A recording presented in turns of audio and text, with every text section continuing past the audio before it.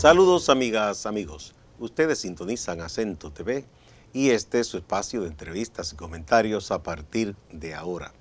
Recuerden ustedes que nos están sintonizando en el canal 38 de Claro TV, en los canales 39 y 439 de Altiz y en el canal 41 de Star Cable de Santiago de los Caballeros. También en las páginas acentotv.do y acento.com.do. El tema de este día, a partir de ahora, continuando con la serie de entrevistas y conversaciones que hemos tenido con aspirantes a la administración municipal por diversos municipios y ciudades. Hemos tenido aquí a Hugo Veras, a Domingo Matías, a Manuel Jiménez y hoy nos toca conversar con Bartolomé Pujals, un joven activista social, abogado muy conocido, que tiene un proyecto para la alcaldía del Distrito Nacional. Vamos a ver qué plantea Bartolomé, cuáles son sus propuestas, las ideas que tiene sobre la gobernanza urbana. Vamos primero a una breve pausa.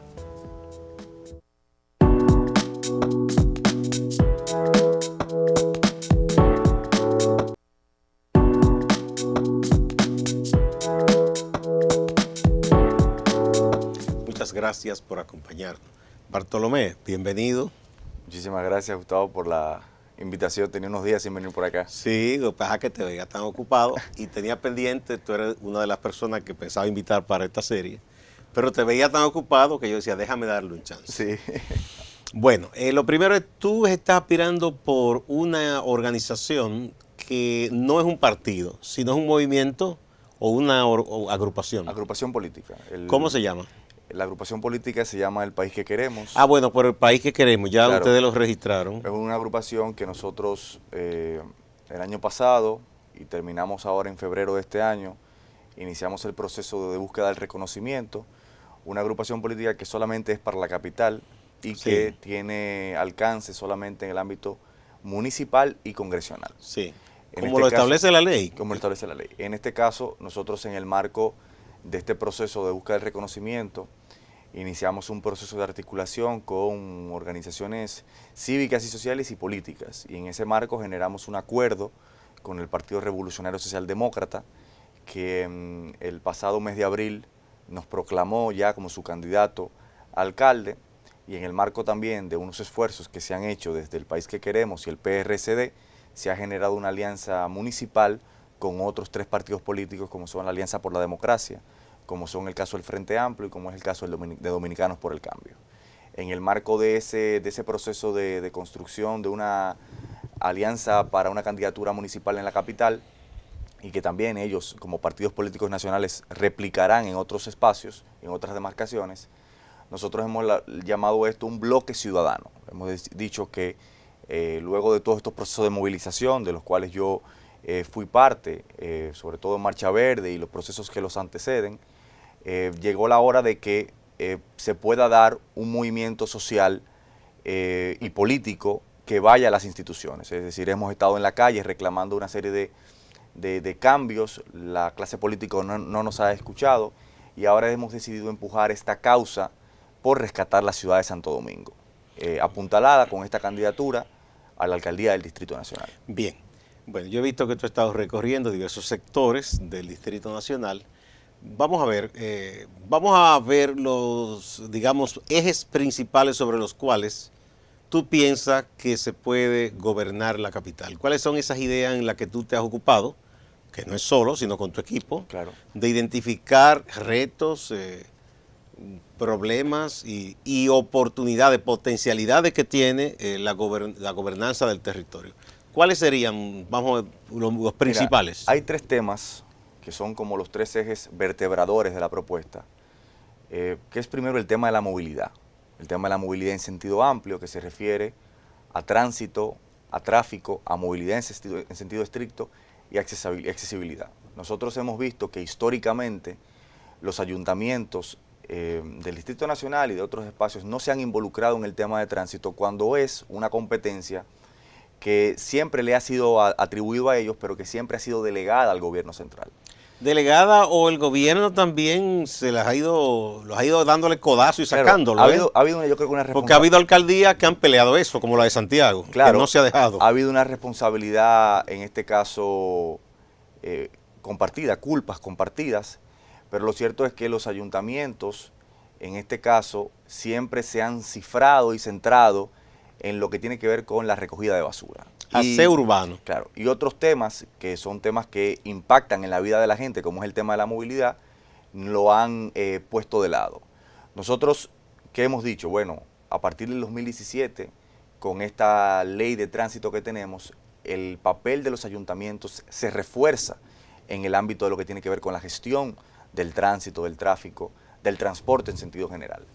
Sin embargo, si bien esto ha sido una promesa de la actual administración, es un tema que todos los días se empeora. El tráfico empeora. ¿Cuáles son las dificultades mayores que ustedes han identificado en su diagnóstico respecto a la movilidad aquí en la ciudad? La principal dificultad es la falta de alternativas. La falta de alternativas, y cuando nos referimos a la falta de alternativas, es en todos los países de Occidente y en los países de América Latina donde hay tapones también, hay una diferencia fundamental con la República Dominicana, en este caso con la ciudad de Santo Domingo, y es que existe un transporte público eficiente. Aquí, en los últimos 20, 25 años, y sobre todo cuando inició ese proceso de construcción de los elevados, de que se cambió la manera de cómo se estaba moviendo la gente en la ciudad de Santo Domingo, se comenzó a crear e incentivar una ciudad para los vehículos y no para la gente, dejando de lado la iniciativa de propiciar un transporte público que venga desde las autoridades municipales y de las autoridades centrales para que la gente no vea el vehículo como una necesidad, sino como un lujo, porque hoy día la gente ve en un vehículo la única manera, un vehículo privado, la única manera de que pueda transportarse de un lugar a otro en tiempo y forma. Bueno, creo que en los hogares de clase media es indispensable tener más de un vehículo, claro, incluso cuando ya van creciendo los hijos. Según un diagnóstico que hizo el Intran el año pasado, el 41% de los viajes que se dan en el Gran Santo Domingo son de vehículos privados. Es decir, hay tú ves aquí en un tapón 5 o 6 vehículos con una sola persona montados en ellos cuando pudieran estar utilizando un transporte público, pero ante la falta de un transporte público eficiente, digno y barato, la gente se ve en la necesidad de eso. Es irracional la quema de combustible, la pérdida de tiempo, la pérdida de horas personas. Totalmente. Que se ha calculado, es una cosa terrible. Como ha dicho el arquitecto Marcos Barinas, aquí los elevados se han convertido en la manera más eficiente de llegar de un tapón a otro. ¿Sí? Porque el elevado es, si se quiere, uno de los medios más antidemocráticos que hay, porque el transporte público que lleva a decenas de personas por debajo, por encima van los vehículos privados que llevan 1 o 2 personas. Se le privilegia a quien tiene más privilegios. Así es. Vamos a decir. Y sin lugar a dudas, si tú te fijas, ya no es tan privilegio. Aquí las ferias de financiamientos que se hacen todos los años son ferias que están destinadas a que la gente pueda comprar un vehículo, que ya forma parte como del proyecto de vida de los ciudadanos de la ciudad de Santo Domingo y de Santiago por la falta de transporte público. ¿Qué nosotros hemos planteado? Bueno, municipalizar el transporte público, que es lo que manda la ley de tránsito. Bueno, esa municipalización que tú planteas, tú piensas entonces que las alcaldías deben incursionar y decir, bueno, el estudio es lo que hay que hacer aquí es esto, y hacer valer su atribución de ser gobierno del espacio, así es. Del territorio. En este caso, el Intran se ha quedado solo. Hay que reconocer los esfuerzos que ha hecho el Intran, por lo menos en la ciudad de Santo Domingo, para comenzar a organizar el tránsito, a pesar de que hay grandes tensiones con los sindicatos que han operado históricamente en el transporte público. Pero nosotros hemos entendido que la mejor manera de resolverlo, y sobre todo en una economía de mercado como la vivimos, es generando competencia. Y nosotros por eso, cuando decimos la municipalización del transporte público, lo que estamos planteando es que la alcaldía cree la primera línea de transporte público municipal. Una línea de transporte público municipal que iría en 2 vertientes. Primero, hay estudios que ha hecho el Intran para que las principales arterias de lo que ellos han llamado el polígono ampliado, es decir, donde está la avenida Winston Churchill, la Lincoln, la Máximo Gómez, la Tiradentes, la Ortega y Gasset, se conviertan en pares viales. Es decir, o que la Churchill suba y que la Lincoln baje y así viceversa. Y que todas las otras calles, que sean calles perpendiculares, se conviertan calles en un sentido u otro, que se prohíba el parqueo de los dos lados y que en los pares viales, por ejemplo, la Churchill y la Lincoln, establezcamos lo que, por ejemplo, en Colombia lo tienen, en Buenos Aires lo tienen, buses de tránsito rápido, BTR, es decir, son unos buses que van por el medio en este caso de la avenida Winston Churchill y que te transportan del Centro de los Héroes a la Kennedy en 10 minutos. ¿Pero qué provoca eso? Que te conecte con vías masivas como son el metro de Santo Domingo. U otra línea de bus. Claro, y además crear otra red de pequeños buses que conecten los barrios de la zona norte, que son barrios que por las condiciones de hacinamiento en las que se encuentran tienen calles más pequeñas, son más dificultosas y que buses más grandes no pudieran penetrar, pero que se pueden crear pequeñas rutas alimentadoras que conecten por lo que tú con estos planteas, sistemas Bartolomé, parece que el nudo, y ya lo habían planteado muchos, fuera de cámara hablábamos, cuando se comenzó a hablar de todo esto, de la solución de los pasos a desnivel, de los elevados, hubo advertencia de gente que tiene el aval para opinar de estas cosas, como el arquitecto Omar Rancière, así es, Emilio José Vera, que en paz descanse, que advirtieron en esos años del fracaso inminente, que eso no era la solución, que era una posposición del transporte, del tapón, como ha ocurrido. Así es. Y además hablaban, y por eso es que hago referencia, a que se había dejado de lado la necesidad de abrir o organizar más o tratar de facilitar más el tránsito norte-sur, porque ya, de alguna manera, habían vías importantes este-oeste. Y correcto, eso es lo que tú planteas, es un poco para desahogar norte-sur. Correcto, incluso, según los mismos estudios que ha hecho el Intran, hay más tránsito de vehículos privados en dirección oeste-este y viceversa que norte-sur. ¿Por qué? Porque los elevados están en dirección oeste-este. Y eso quiere decir que son los espacios en donde tiene mayor facilidad para que los vehículos privados se puedan transportar. Yo estoy muy seguro de que si la gente, por ejemplo, ve que un bus de tránsito rápido que te conecta desde la Churchill a la Kennedy, y luego tú puedes tomar otro de la Kennedy hasta el Quinto Centenario, la gente va a preferir utilizar esa vía de transporte y dejar su vehículo en la casa. Y esto tiene que estar sobre todo acompañado con medios de transporte sostenibles como son las bicicletas. Es decir, ya hay una tendencia mundial que cada vez va más fuerte. Incluso el lunes, que fue el Día Mundial de la Bicicleta, el Intran inició con un plan piloto creando una ciclovía que ha comenzado a dibujar con el apoyo de técnicos y también de ciclistas urbanos que estamos involucrados en el tema, porque la bicicleta hay que verla también no como un juguete, sino como una forma alternativa, creando toda una red de ciclovías y de bicicletas municipales que permitan que la gente pueda ver las ventajas. Me gusta, pero al mismo tiempo me da un poco de temor porque nos falta mucha concienciación y educación vial.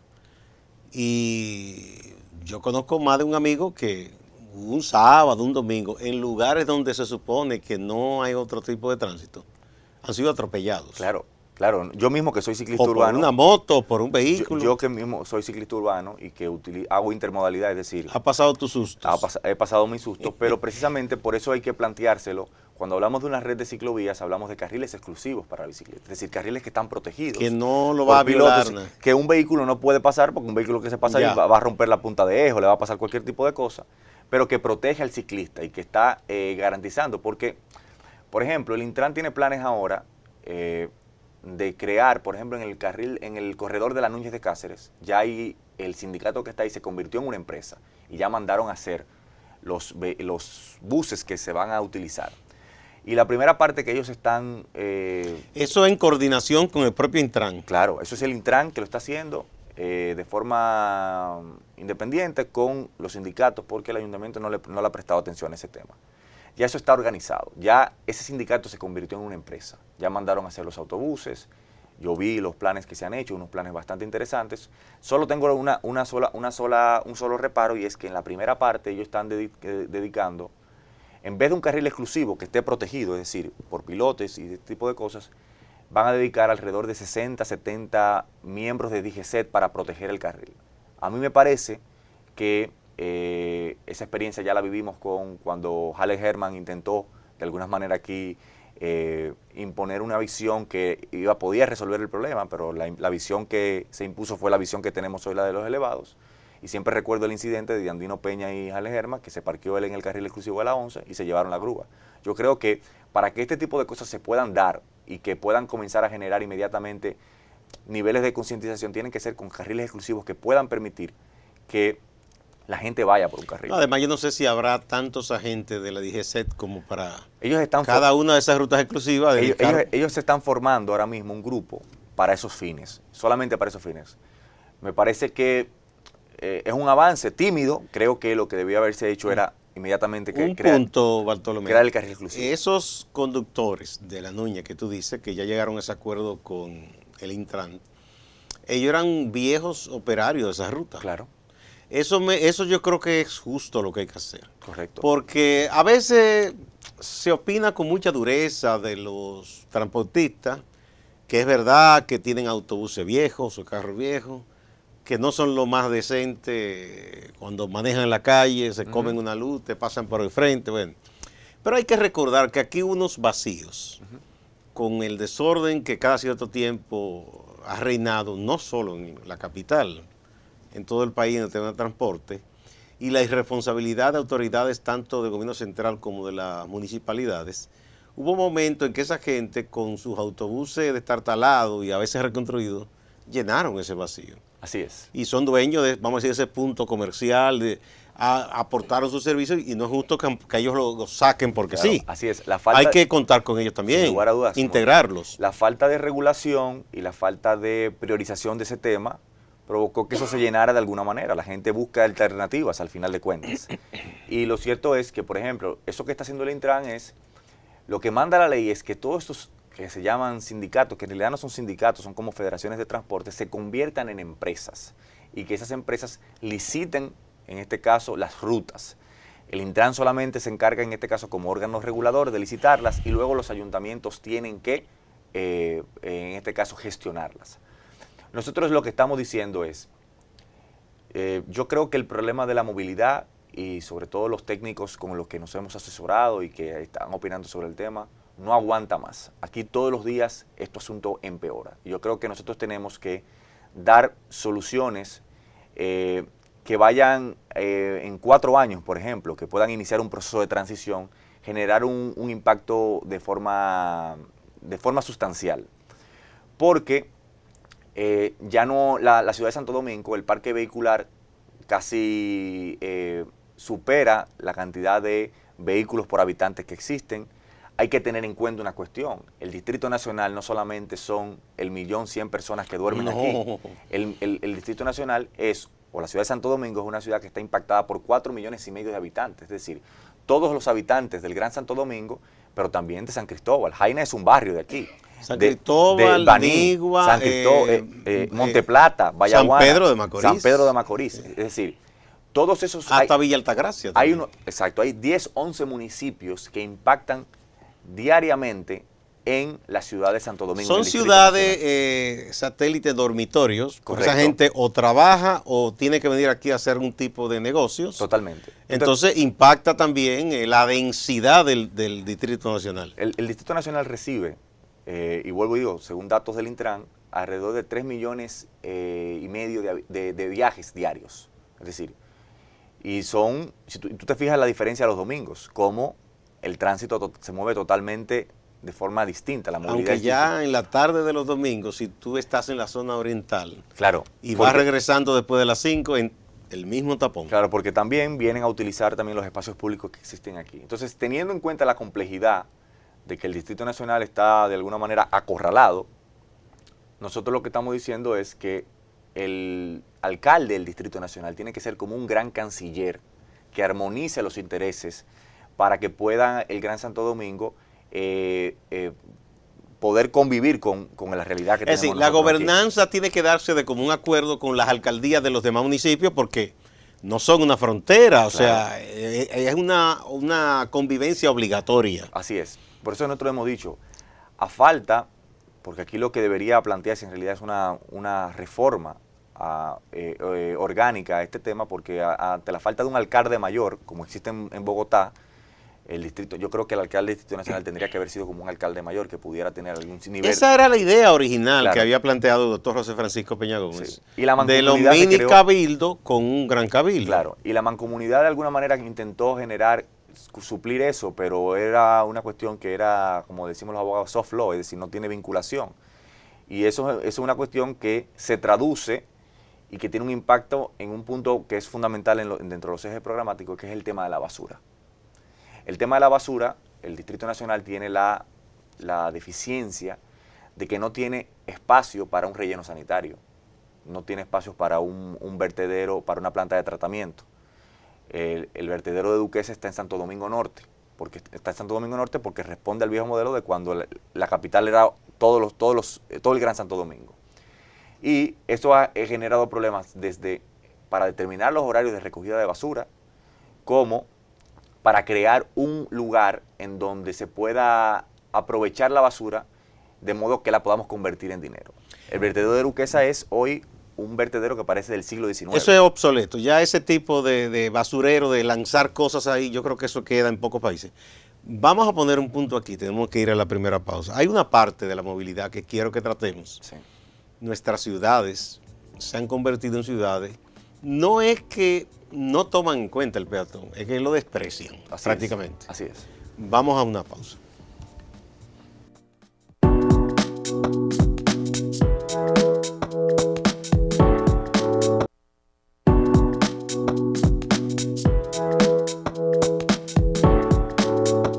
Lo urbano, la ciudad, el espacio, gestionar la gobernancia del espacio, es un tema fundamental y por suerte en estos aprestos preelectorales hay varios candidatos y candidatas que han tomado muy en serio el asunto del gobierno de la ciudad y están haciendo propuestas.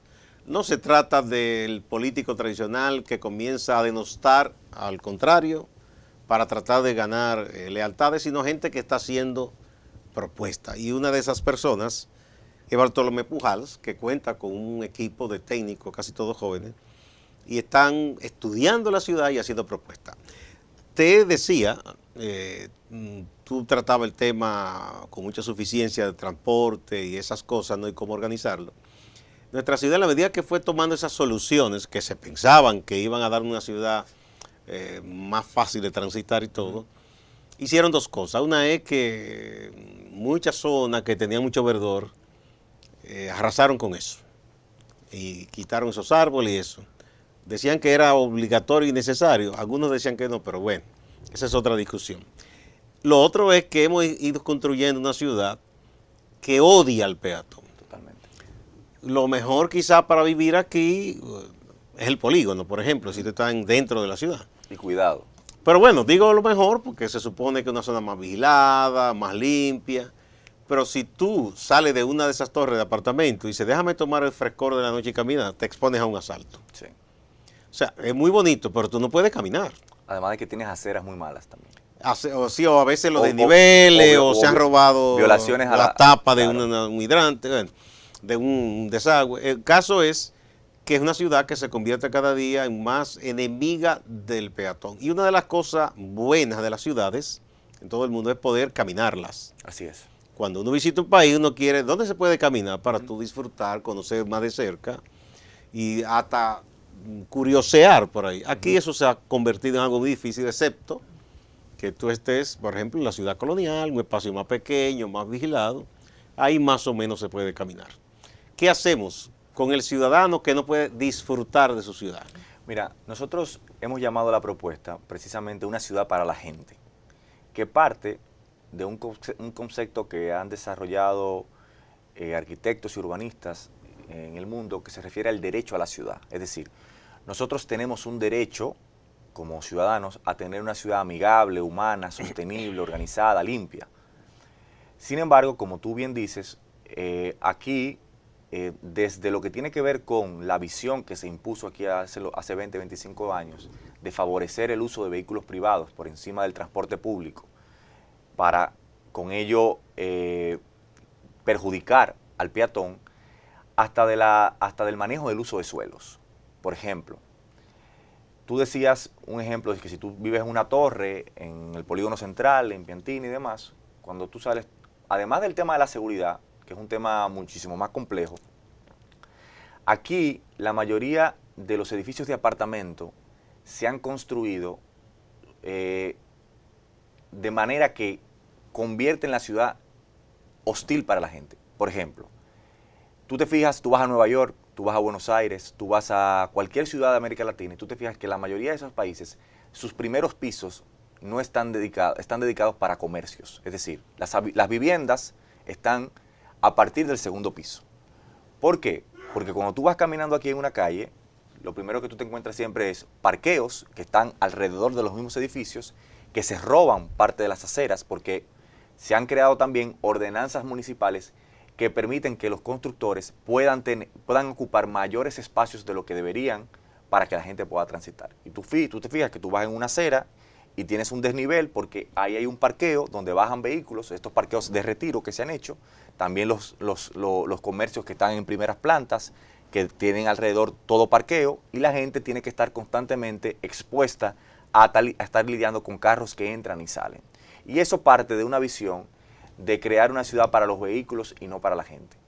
Y en gran medida eso tiene que ver con la falta de un ordenamiento territorial. Nosotros tenemos una ley, un proyecto de ley de ordenamiento territorial que todavía no se termina de aprobar, pero tampoco tenemos autoridades municipales que estén haciendo presión al Congreso de la República para que esto se pueda determinar. Y el ordenamiento territorial lo único que busca es que se determine dónde se construye, dónde se tiene comercios, en qué lugares se establecen viviendas. ¿Qué se permite en cada lugar? ¿En qué se permite en cada ¿Y lugar? qué no se permite? Como pasa en la circunscripción 3, por ejemplo. Hace unos meses nosotros vimos el escándalo de Poliplas.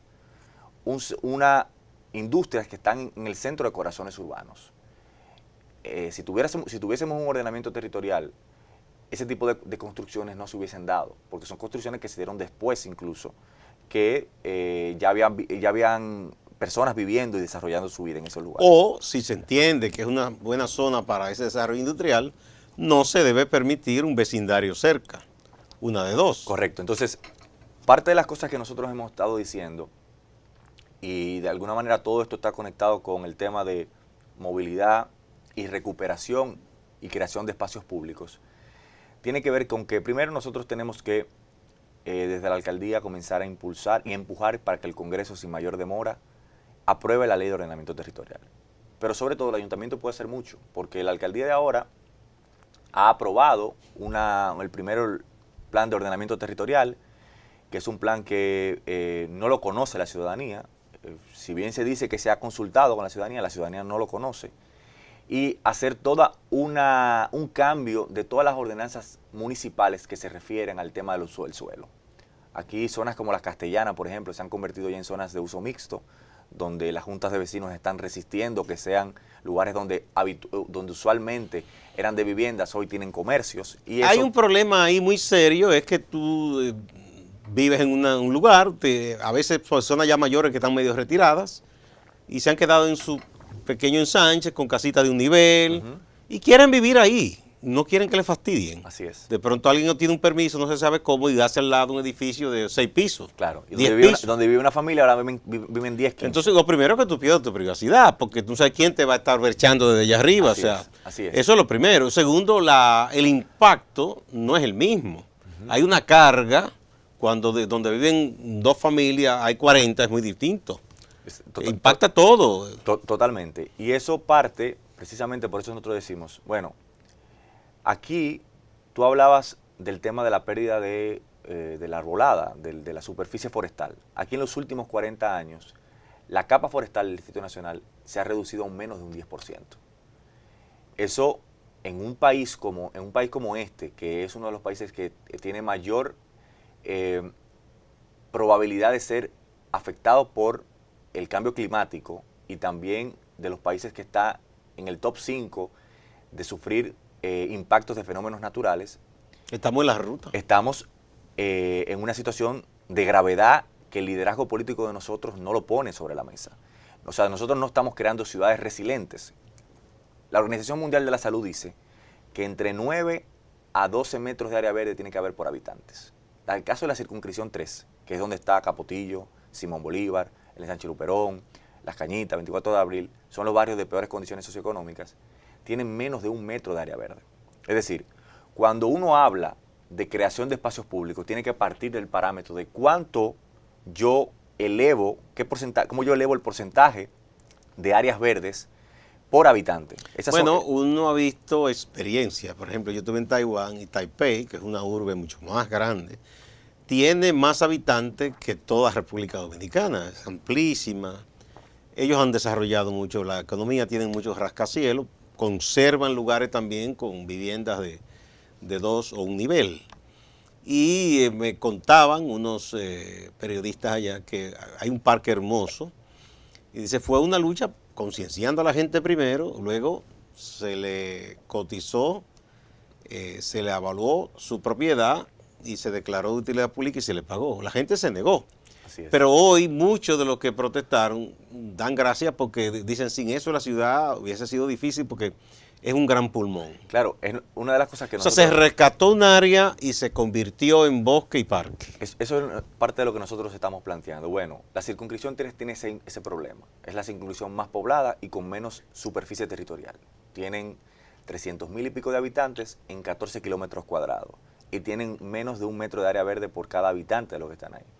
¿Cómo nosotros decimos que vamos a resolver esto? Bueno, haciendo primero una lista de solares baldíos, de casas abandonadas, de terrenos que pudieran ser adquiridos por la alcaldía o en alianzas público-privadas. ¿Para qué? Para crear parques, plazas y centros culturales. Es decir, nosotros, por ejemplo, decimos que la circunscripción 3 debemos crear, si no por cada barrio, por lo menos en barrios colindantes, un centro cultural donde la gente pueda ir a llevar a sus hijos a tener clase de danza, de música, de teatro, etcétera, pero que también tengan espacios de esparcimiento.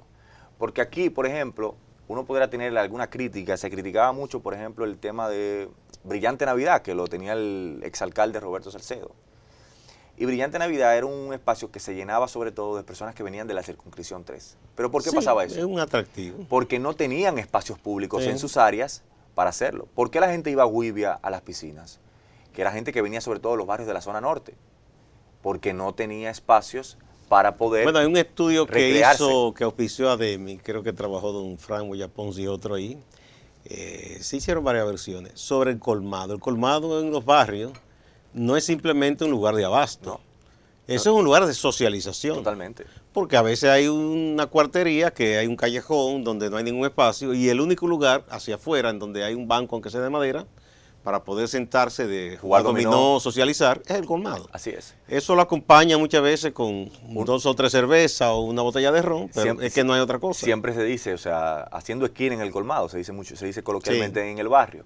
Precisamente por esa falta de espacios públicos que responde a una visión de la ciudad en donde la gente no está en el centro. Y eso tiene que ver mucho, Gustavo, con que desde el punto de vista político ya, la ciudad de Santo Domingo, el Distrito Nacional, siempre ha sido vista solamente como una ficha dentro del entramado de las negociaciones en clave nacional.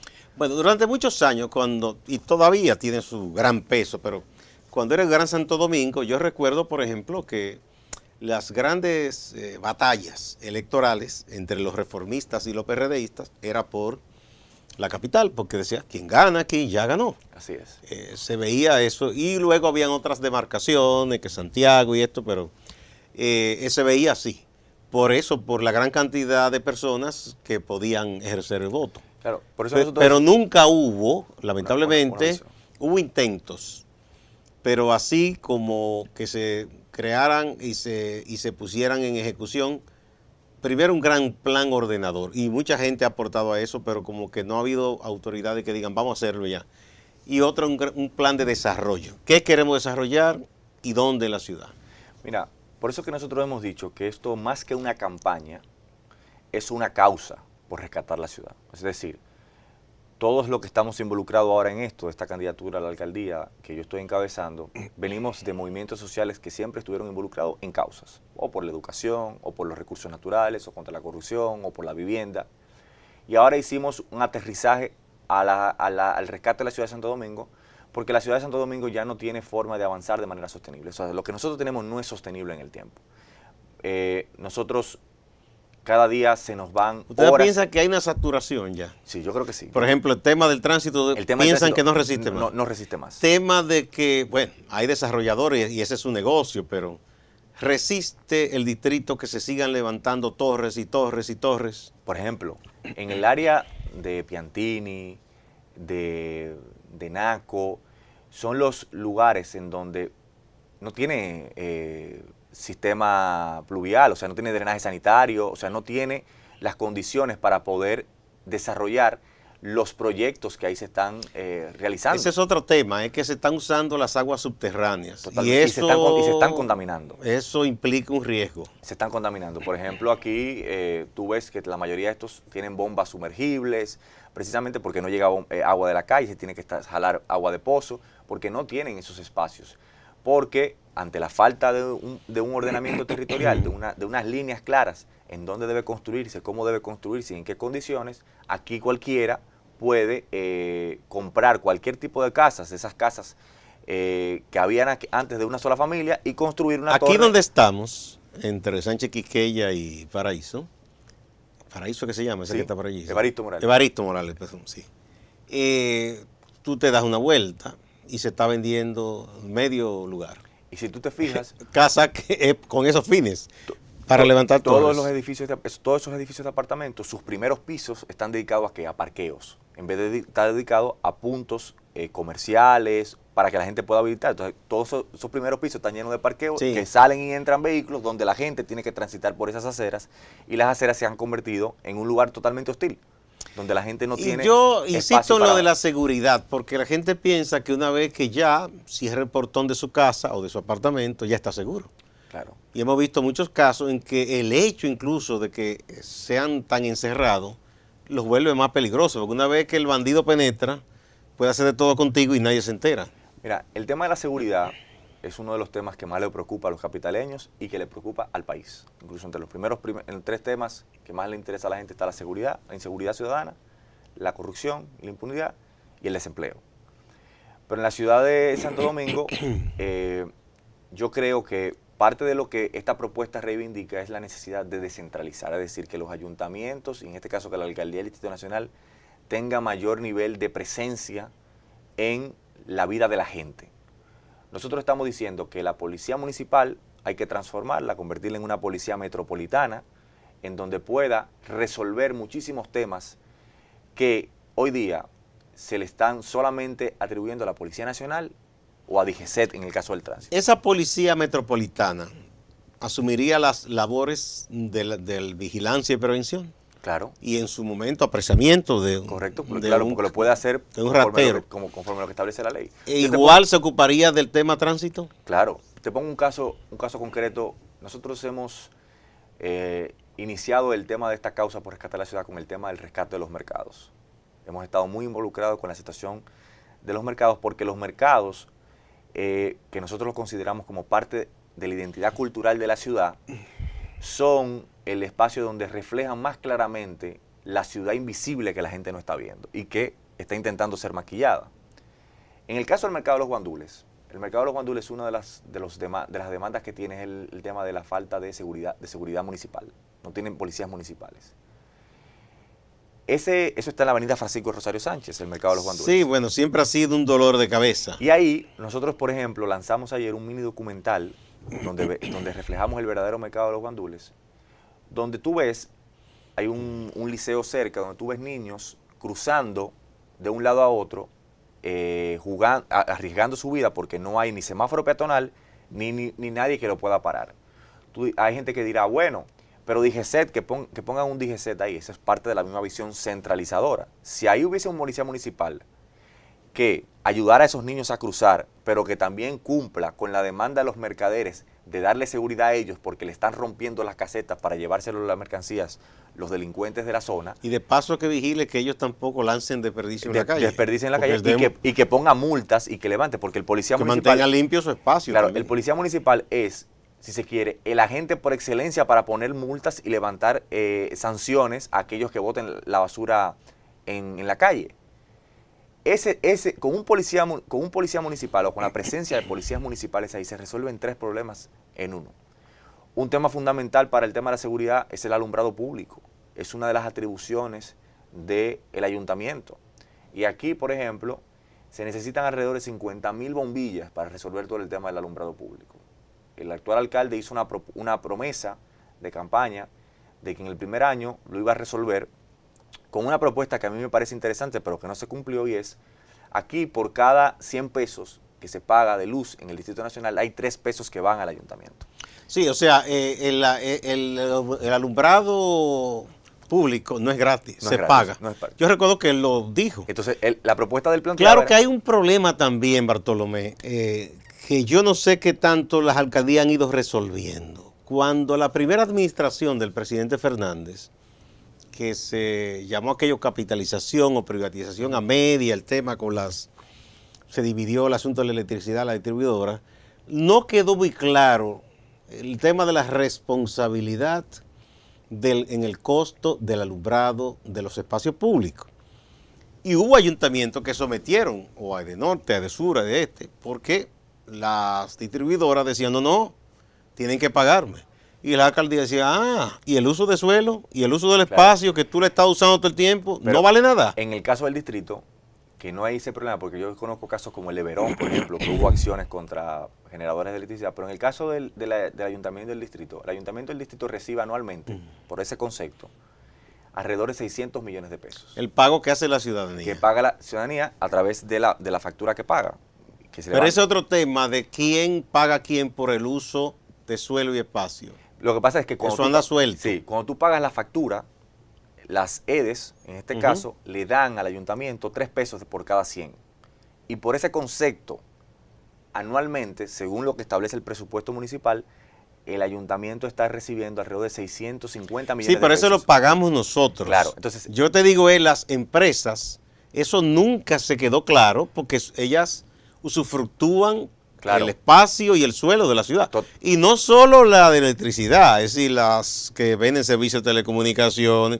Y eso nunca como que ha quedado muy claro porque la ciudad es dueña de eso. Totalmente. Sin embargo, con relación a por lo menos a los ingresos que sí entran, la propuesta que él planteaba era que con ese dinero se iba a pagar el alumbrado. Se pagaba el alumbrado. Y yo creo que es una propuesta genial, que no se cumplió, pero que en algunos lugares se ha hecho algo. Sí, yo te pongo el testimonio donde yo vivo, que antes estaba más oscuro, ahora está más alumbrado. Sin embargo, decía, en el primer año, según las estimaciones, conforme hacían unas estimaciones con unos ingresos menores para el año 2016, porque los ingresos hoy son mayores, se planteaba que en el primer año se podía resolver el 70%. Y todos los estudios de seguridad municipal y demás que tú ves, te refieren que el tema del alumbrado público resuelve el 20, el 30, 40% del problema de entrada.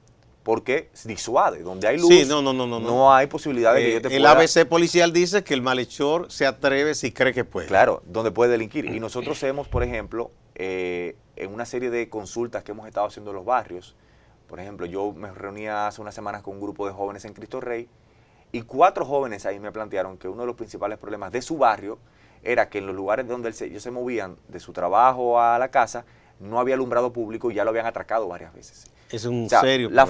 La falta de luz está provocando que sean Ese sería también atracados. Otro de los temas que ustedes tratarían de resolver. Vamos a otra pausa. Cuando retornemos vamos con otros aspectos de la propuesta.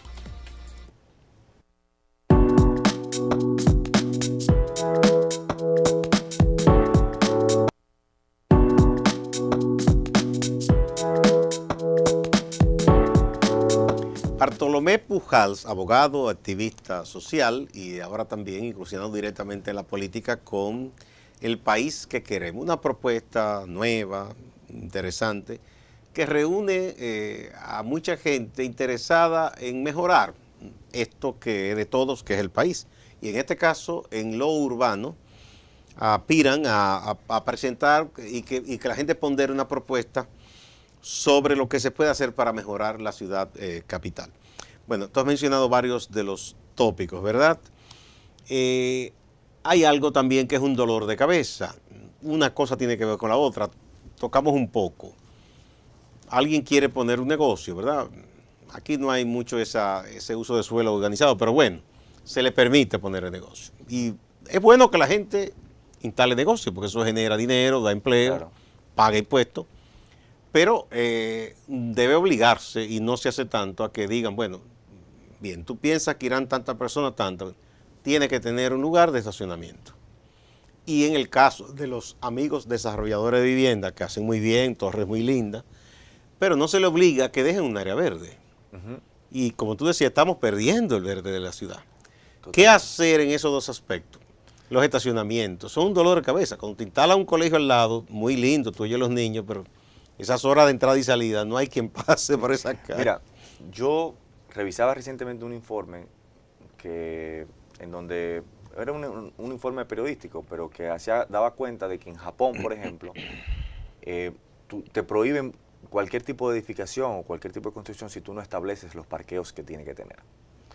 Y eso es algo que aquí, por ejemplo, te construyen torres donde hay 20 de 25 familias y no hay parqueos para visitantes. No, eso en ningún lugar. Y no se establecen estas condiciones. Sin embargo, yo creo que el tema de los parqueos, de insistir en el tema de los parqueos, sigue, yo creo que en la misma dirección de una visión para los vehículos. Yo creo que sí, que yo no creo, por ejemplo, en la construcción de torres de parqueos. Por ejemplo, yo soy profesor en la Pucamaima, y la Pucamaima tiene ahora mismo alrededor de 4 edificios, creo, de parqueos. Es decir, están invirtiendo más en parqueos que en laboratorios. Bueno, en la que está aquí en la Sarasota. Claro. Yo creo que los edificios de parqueo casi... Son más edificios que aulas y que laboratorios y que... Empequeñecen lo otro. Totalmente. Entonces, yo lo que creo que aquí se pueden aprovechar muchos parqueos que están disponibles. Por ejemplo, en todo el área del polígono ampliado hay muchas instituciones que trabajan hasta las 5 o 6 de la tarde y que se pueden utilizar, generar acuerdos con esas instituciones para que ganen un dinero y que puedan utilizarse como parqueos. Bueno, hay un ejemplo, el Banco de Reserva de la Máximo Gómez con Independencia. Así es. Creo que la alquila una iglesia que hay ahí. Al lado, que está en la esquina. Y eso, yo creo, porque construir, en la medida en que tú construyas más parqueos, entonces tú estás propiciando que la gente compre más vehículos. Porque la gente, por Entonces, ejemplo, para no alentar eso, porque por ejemplo, hoy te compro la idea, pero ¿qué vamos a hacer? Porque, o sea, la gente aquí todavía no se acostumbra a la idea de dejar el vehículo en la casa. Porque por eso yo planteo, cuando me preguntan el tema de los parqueos como una preocupación inminente, yo planteo que en estos 4 años, a partir del 2020, nosotros tenemos que crear necesariamente la línea de transporte público municipal, porque yo estoy consciente de que yo no puedo hablar de incentivar que la gente utilice un transporte público que no existe. La gente no va a estar cogiendo la misma guaguita que se montan, un carro público que se montan 4 atrás y 3 adelante. Y no solo por el tema de quizá que vaya apretado, sino que sucio y sí, seguro. Que no son en condiciones dignas. O sea, una cosa no puede estar planteada de la otra. ¿Qué yo diría? Bueno, más que yo no planteo de ninguna manera la construcción de parqueos. Yo lo que sí planteo es hablar con todos esos parqueos que existen disponibles para generar una alianza desde la alcaldía para que esos parqueos se puedan utilizar un uso más racional, con fines comerciales y fines personales. Aquí, por ejemplo, hubo un grupo de jóvenes que hicieron una aplicación que se llama iParking. Es una aplicación que ellos van, tú tienes un negocio que tiene 4 parqueos y tú trabajas hasta las 5 o 6 de la tarde. Y ellos te dicen a ti, es como un Uber, pero para parqueos. Entonces, los 4 parqueos tú los incorporas en la aplicación. Y yo en la noche hay un restaurante que está cerca, estoy buscando un parqueo, chequeo en la aplicación y me lo habilita. Yo me parqueo, me cobra con tarjeta de crédito, el dueño del negocio recibe un beneficio y el dueño de la aplicación. Esos son el tipo de cosas eso es creativo, que el ayuntamiento debería asumir. Es decir, yo como alcalde, por ejemplo, a los jóvenes que están diciendo eso, yo voy a ayudarte y vamos a hacer porque la ganancia que yo tengo que tener es una ganancia social para que podamos utilizar el uso de la tecnología. Y eso es un emprendimiento, es interesante. El utilizar el uso de la tecnología. Ahora, si el que plantea, por ejemplo, aquí, que va a resolver el problema de los tapones, primero está mintiendo, porque aquí tú puedes resolver el problema de la afluencia vehicular. Lo que nosotros sí nos estamos planteando, que podemos sí resolver, es que la gente pueda llegar en tiempo y forma al lugar a través de un transporte público eficiente, creando una línea de transporte público municipal que permita que la gente tenga acceso al transporte público digno, barato, accesible y que pueda utilizarlo para que deje su vehículo en la casa. Eso es la principal solución para que la gente no tenga que estar pensando en parqueos porque no tiene transporte público que usar. Hay otro aspecto que me gustaría que tratemos, Bartolomé. La educación de la ciudadanía para que entienda lo que es una ciudad y vivir en una ciudad en el sentido más integral y amplio posible. Te pongo un ejemplo. Cuando se celebró recientemente la Feria del Libro, yo celebré que fuera en la zona colonial. ¿Por qué? Porque es una zona que hay que calentar, se ha estado haciendo una inversión, hay gente que ha abierto negocios. Siempre se ha dicho que el Distrito Nacional, que tiene tanto que mostrar en el aspecto histórico, cultural, se ha quedado atrás como polo turístico. Así es. Porque es incómodo. Tú tienes una persona en un resort en el este y lo traes para acá y ¿dónde se parquea el autobús? Claro. Una serie de cosas. Es incómodo. Entonces, bueno, incentivar que la gente vaya. Ahora hay también alquileres de patinetas, de bicicletas. Sí. Entonces, a mí incluso no me gusta la idea que dicen hay que hacer más parqueo. Yo ahí estoy contigo, en el aspecto de la zona colonial por lo menos. Yo creo que hay que concienciar a la gente a que entienda que también de vez en cuando debe tomar, o si no quiere la guagua y no quiere ir más privado, toma un taxi. Totalmente. Y que lo deje cerca y que camine, que caminemos, que disfrutemos la ciudad donde se pueda caminando. Y ahí, que también hay cierta seguridad, se puede hacer. Entonces yo veía a la gente quejándose, digo, pero oye, es que en vez de quejarse deben disfrutar eso. Totalmente. La gente, si tú te fijas, que yo también estuve de acuerdo que se hiciera en la zona colonial y estoy dispuesto a que se siga haciendo ahí, es por el tema del parqueo, siempre el problema del parqueo. Porque la gente cree que en todo debe ir en el vehículo también. Porque, y yo quizá poniéndome en los zapatos de la gente, dice, bueno, pero ¿en qué transporte público nos vamos a ir? Aquí se ha hecho cero esfuerzo por generar educación ciudadana desde las alcaldías. Eso es lo primero. Nosotros ahora mismo vemos que la ciudad de Santo Domingo está llena de una serie de vallas que de la alcaldía que dice aquí vamos, aquí crecemos todos, pero que no responde a ningún, o sea, no se sabe lo que quiere decir esto. No hay un programa de capacitación y yo te pongo varios ejemplos ahora de cómo se está fallando en esto. El caso del malecón, vinculado al tema de la zona colonial. En el caso del malecón, que se gastaron 140 millones de pesos, desde la perspectiva que nosotros estamos viendo de una ciudad para la gente, se perdió una gran oportunidad. El Intran tiene un proyecto desarrollado, establecido, maquetado, de convertir el malecón en zona 30, es decir, zona 30 kilómetros. Porque el malecón es una de las zonas que tiene mayores niveles de accidentalidad. Es decir, ese plan de zona 30 implicaba conectar el malecón con la zona colonial. ¿Cómo? A través de la creación de un transporte público que pudiera conectar esa zona, porque es una zona que está llena de hoteles. Tiene atractivos y tiene potencial. El malecón fue supuestamente rescatado bajo una premisa que nosotros compartimos. Es cierto que la ciudad de Santo Domingo se ha construido y desarrollado de espalda al mar. Sin embargo, tú gastas 140 millones de pesos en el malecón y tú no creas e instalas un solo semáforo peatonal para que la gente pueda cruzar al mar. Es decir, el malecón sigue siendo una ruta express donde siguen ocurriendo muchos accidentes. Peligroso que es. Totalmente, donde se ha muerto muchísima gente y no hay un solo semáforo peatonal para que la gente pueda cruzar a disfrutar. Y no es rescatable, no se puede incorporar esa idea a lo que se ha hecho. Totalmente. Que me parece bien. Yo creo. Porque estaba muy arrabalizado. Claro, yo creo que al malecón lo que hay que hacer es primero convertirlo, la primera etapa sería un proceso de señalización vertical horizontal, es decir, toda la semaforización que implica, todas las líneas, para que en todas las bocacalles puedan haber semáforos peatonales para que la gente pueda cruzar, quitarle un carril para que el carril del lado sur se pueda convertir en dos cosas. Primero, en una ciclovía con un carril exclusivo, no por encima de la acera, que tiene que combatir con el peatón, y la otra mitad para una línea de parqueos. Eso provocaría que el malecón se convertiría en una zona de recreo, zona 30 kilómetros. Y además, como una segunda etapa, crear... Lo de 30 kilómetros obedece a la velocidad. A la velocidad. O sea, que no se pueda transitar por encima de esa velocidad. Sí, porque de paso ahí resolveríamos otra cosa. Todos esos camioneros que van matándose. Exacto, que implica cumplir con las ordenanzas. Porque como ya no pueden acelerar mucho, ellos mismos se saldrían del malecón. Claro, porque existen ordenanzas. Y las guaguas también. Existen ordenanzas municipales que impiden que los camiones circulen a esa hora. Nosotros estamos planteando no solamente en el malecón. Aquí, esta es una de las pocas ciudades que no trabaja de noche.